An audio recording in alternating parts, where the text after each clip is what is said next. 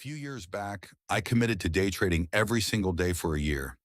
I'd spent 7 months learning everything I didn't know: options, futures, every strategy, every time frame, paper trades, then real trades, then bigger real trades. By the time I made the commitment, I felt ready, prepared, equipped. I lasted 5 months. And the thing that survived the wreckage wasn't the exciting skill. It was the most boring option in the entire options universe. The one I almost didn't bother to keep. I didn't quit because I stopped learning. I was learning plenty. I learned some things that made me money fast, and some things that lost it just as fast.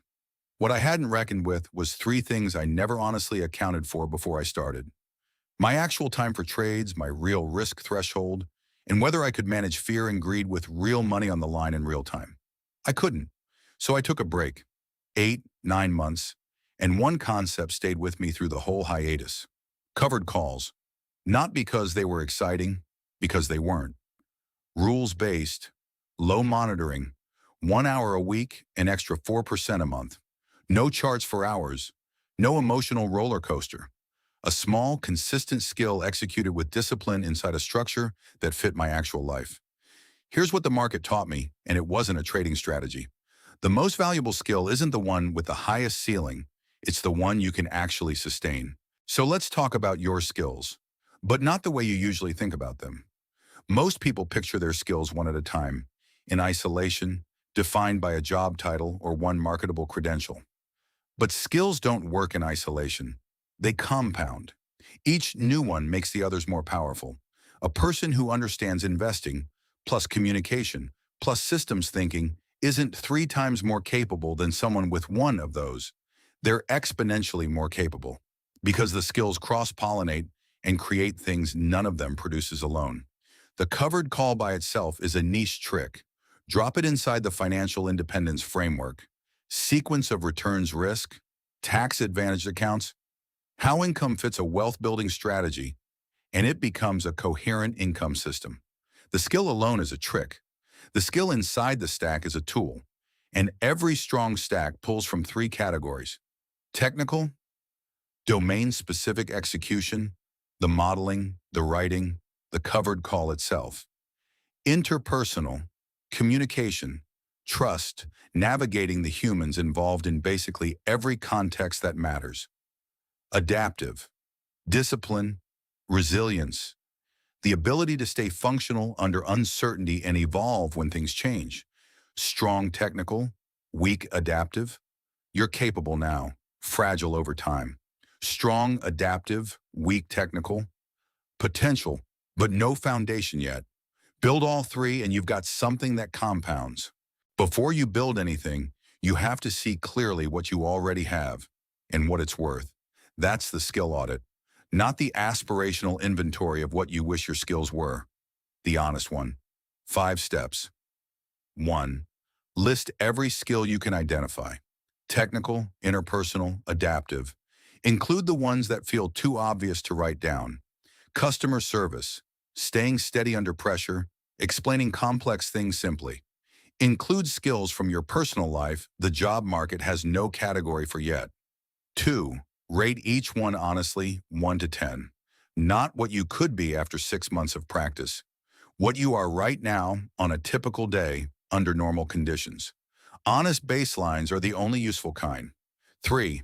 Find your top 3 leverage skills, the ones that create the most value, and they may not be the ones you've spent the most time on.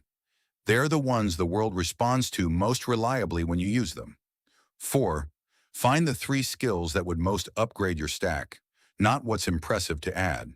What makes the existing skills more powerful or fills the biggest gap given where you're going. 5.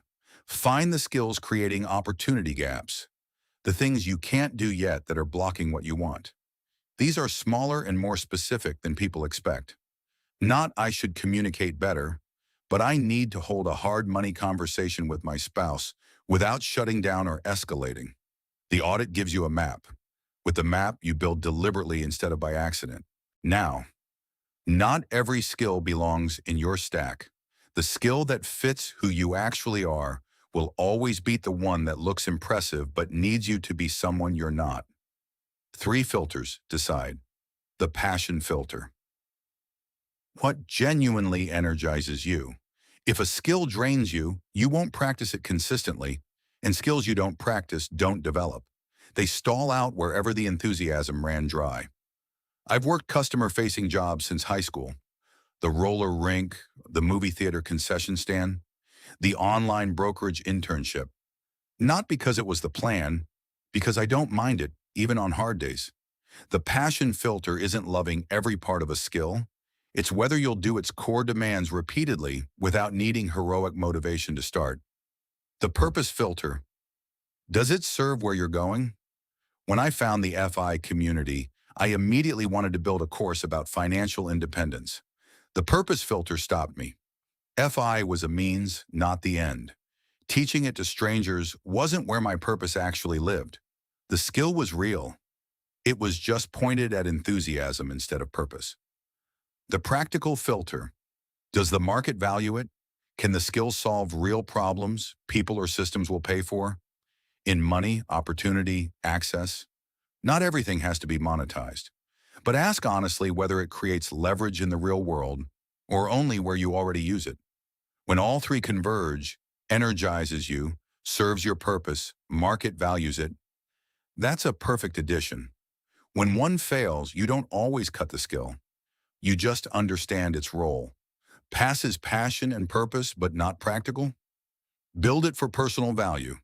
Passes practical and purpose, but not passion? Maybe a temporary bridge to something more sustainable. A few years ago at a work icebreaker, everyone got asked, "What was your first job, and what did it teach you?" I talked about the roller rink, the movie theater, the rhythm of those places, the rush before a session opened, the chaos at the concession stand when a movie let out, then the slow stretch to restock and prepare for the next wave, the register, the improvising when something went sideways mid-rush. And mid-answer, I realized my current professional role runs exactly the same way. Peaks where people need fast problem solving, valleys where you regroup, document the lessons, improve the system, prepare for the next wave. The pattern I'd lived professionally for decades started in a job I took in high school because I liked hanging out at the roller rink.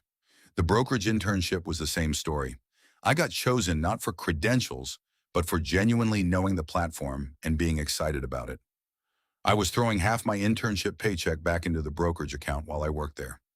Here's what that tells me. Your most durable skills usually formed around what you gravitated toward before anyone told you what you were supposed to want. The stack worth building isn't the resume impressive one. It's the one already forming quietly in the background. Shaped by the work you do for free, the problems you find interesting when nobody's paying, the patterns that repeat because that's how your mind actually works. The audit gives you the current state. The filters give you the criteria. What's left is the actual building, simpler and harder than people expect. Simpler because the path isn't complex. It's one loop. Action, feedback, adjustment, repeat. You do the thing. You get information, you adjust. You do it again. No shortcut, no substitute. My 7 months of options theory only got useful after 5 months of real trading, including the parts that didn't work. Harder because real skill development means doing the thing badly before you do it well, and most people find that intolerable. The fear of being a beginner, making visible mistakes, not being instantly competent, keeps more people stuck than any shortage of information ever could. So here's the prescription. Find the smallest version of the skill you can practice with real stakes and real feedback, and start there. Not the full commitment, not a year-long day trading challenge before you've even tested whether the skill fits your life. The smallest version with enough reality to produce learning. The covered call system I run now, 1 hour a week, 4 rules, consistent returns, started as a single contract on a single position to understand the mechanics before scaling. I built it where the feedback was clear and the cost of a mistake was manageable. Then it grew. Start where you actually are. Build from reality. Let the stack compound. The boring skill beat the exciting one, not because it had a higher ceiling, but because I could sustain it. That's the whole game. Audit honestly. Choose with the 3 filters. Build the smallest real version and let it compound. Next Monday, the 1% mastery method. How tiny, repeatable improvements quietly stack into real capability, and why complexity is almost never the answer. If this hit home, the free first chapter and the companion workbook are at the unrestrictedlife.com/chapter. I'll see you next week.